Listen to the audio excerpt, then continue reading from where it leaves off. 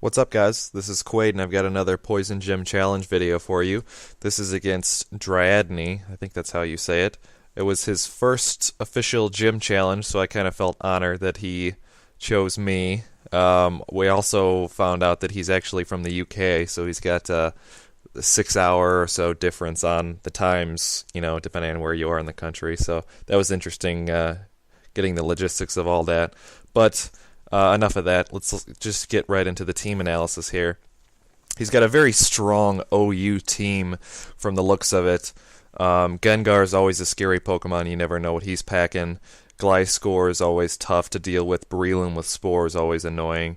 So I decide that I'm just going to go with Zoroark. That's a pretty safe bet. As you guys have seen, I like to lead with him. So I'm going to do that again this time. Just because, he's pretty strong overall, and I can always U-turn out if I need to. So he starts out by sending his Gengar, and like I said, Gengars can run all kinds of different sets.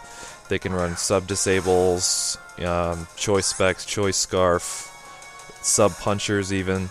But he immediately withdraws to his Quagsire, I'm assuming because he's expecting some kind of boosting set to get that unaware, which ended up working out really well for me because I went straight at him with a Night Daze, and you can see it just melted his health off there. So another accuracy drop as well. So ended up, being a nice little prediction, just coming right at him.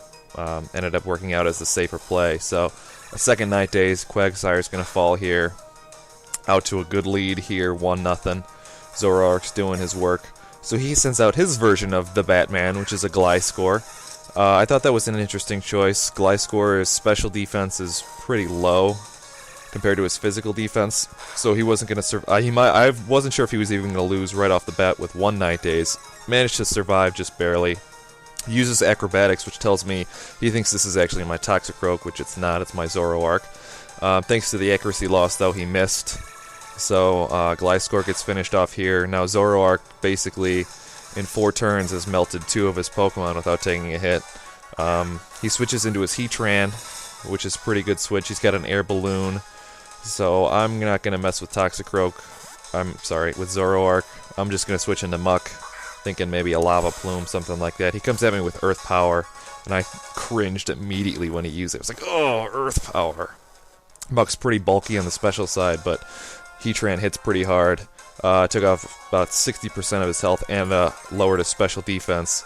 So I wasn't going to mess around. I know he's going to outspeed me. Muck's kind of slow. I was like, maybe he's... I noticed that he had the Air Balloon, but at the time I was like, maybe he's choice and I'll be able to force a switch. So I sent in the Crobat. Goes for Earth Power again, which of course will miss. I decide I'm going to come at him. Super Fang. Managed to pop the balloon with that. deal exactly half of his health and damage. He goes for Hidden Power. I wasn't sure if this was Ice or Thunder at the time. It didn't really matter, just the fact that it was super effective against Crobat. That's all that I really cared about. So Crobat, he's going to lose to another Hidden Power. I decide to Roost, get back some health, remove my weakness. It was a very safe assumption that it wasn't Hidden Power Psychic, so it wasn't gonna... the weakness that he was hitting was my Flying weakness and not my Poison type weakness, so I knew I would just take neutral damage from this. Ended up doing much less damage, as you see. Crobat's at about 75% health. Come right at him again with another Super Fang. He's now down to a quarter of his starting health. He comes at me with another Hidden Power. Crobat's feeling the pain here after this one. So he's pretty low at this point. I decide to Roost again at this point, trying to just keep Crobat in as long as possible. The nice thing about the tank Crobat, in addition to being a wall breaker, any Pokemon who's dependent upon his weaknesses, specifically his flying weaknesses, to kill him, oftentimes will have a lot of problems with actually overcoming that weakness, because he can Roost and remove it, and he'll take less damage, and the bulkiness will usually help him survive.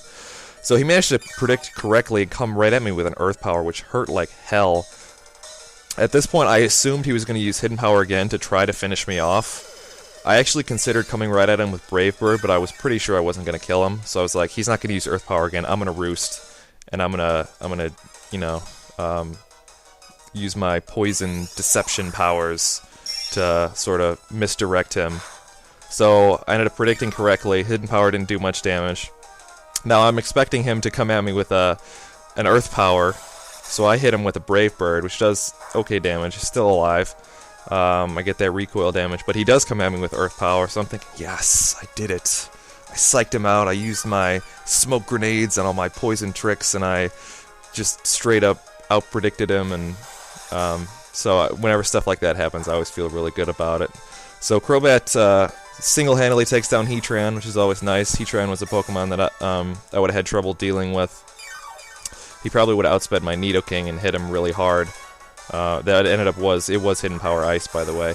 But anyway, he sends out his Gengar. I have no idea what the set is, and Crobat has done his job at this point. Anything else is bonus. I'm gonna come right at him. Gengar's defense is weak, so it does pretty good damage. He comes at me with an Icy Wind. Crobat's gonna fall to this, but like I said, Crobat was able to single-handedly take out Heatran. He took off about 80% of Gengar's health, so Crobat did his job for sure in this match. So I send out my Toxicroak. I figure he's going to come at me again with something. I just go for the Sucker Punch, finish him off right there, no problem. So looking pretty good at this point. I think we're down, it's about 5-2, I think, at this point in my favor. He sends out Metagross. Again, I have no idea. Metagross is another one of those Pokemon who can run pretty much any set. So I have no idea what he's running. But I know at this point the only set that I'm really worried about is an Agility Metagross. And they're uncommon enough that I didn't think he had them. So I decided to set up the sub. He ended up using a Bullet Punch, took off a good chunk of my health, but I'm able to set up the sub safely. So I'm going to come at him with a Focus Punch. Again, he uses Bullet Punch. He's going to break the sub here. But he's going to take a Stab Focus Punch from Toxicroak, which, even though Metagross's defense is pretty good and he's neutral to it, it still takes off a large portion of his health just because of the raw power that Focus Punch has. So it took off a little over half of his health, which is really impressive. So I see here that he has leftovers. I'm not sure exactly what kind of Metagross he's running at this point, but I know I can't do another exchange of Bullet Punch sub setups just because I won't have the health for it. So I sent out Drapion. I'm expecting a Bullet Punch. There it is. Drapion's got really high natural defense, so he's going to take that no problem. And he does. Plus, I'm going to fire back a super effective Earthquake on him, which won't be able to finish him off just because Drapion's defense or attack isn't really that high. But it does a good chunk of damage. If I had critted, obviously it would have killed him, but didn't matter. Hammer Arm actually did a lot more damage than I expected.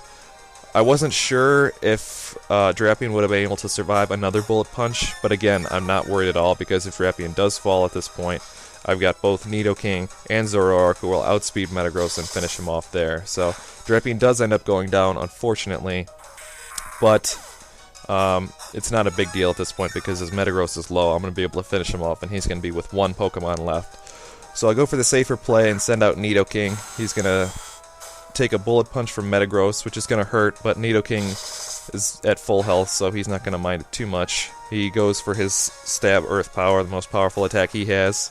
Metagross is going to fall pretty easily. He probably would have fallen at full health too, but didn't matter. Metagross goes down. He's now left with one Pokemon left, which is his Breloom. And, of course, Breloom is slower than Nidoking, so he's going to fall right off the bat to an Ice Beam, no problem. So, good game to Dryadne. I'm glad I was your first challenge. It sort of felt like an honor. I look forward to seeing more of you in the future. You got a really good team set up. I think you just got to get used to how they all work together and stuff like that. So, glad to have you aboard, and I'll see the rest of you guys next time.